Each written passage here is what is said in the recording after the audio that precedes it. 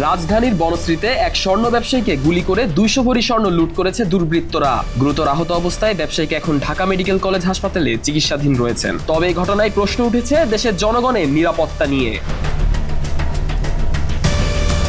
ঘটনাটি ঘটেছে 23 ফেব্রুয়ারি রাত 10:30টার দিকে বনশ্রী ডি ব্লকের 7 নম্বর রোডে। আনোয়ার হোসেন প্রতিদিনের মতো দোকান বন্ধ করে বাসায় ফিরছিলেন। এ সময় 3টি মোটরসাইকেলে আসা দুর্বৃত্তরা তাকে ঘিরে ধরে। তারা প্রথমে তার কাছ থেকে স্বর্ণ ও টাকা ছিনিয়ে নেওয়ার চেষ্টা করে। বাধা দিলে তাকে লক্ষ্য করে 4 রাউন্ড গুলি চালানো হয়। এরপর ছিনতাইকারীরা দ্রুত ঘটনাস্থল থেকে পালিয়ে যায়।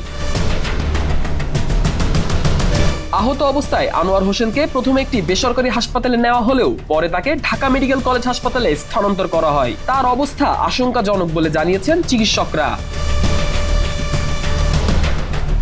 ঢাকা মেডিকেল কলেজ হাসপাতালের পুলিশ ক্যাম্পের ইনচার্জ পরিদর্শক মোহাম্মদ ফারুক জানান, আনোয়ার হোসেনের শরীরে একাধিক গুলির চিহ্ন রয়েছে। অন্যদিকে রামপুরা থানার ওসি আতর রহমান আকন্দ বলেন, পুলিশ ঘটনাস্থলে পৌঁছে আশেপাশে সিসিটিভি ফুটেজ সংগ্রহ করেছে এবং দুর্বৃত্তদের শনাক্তের চেষ্টা চলছে।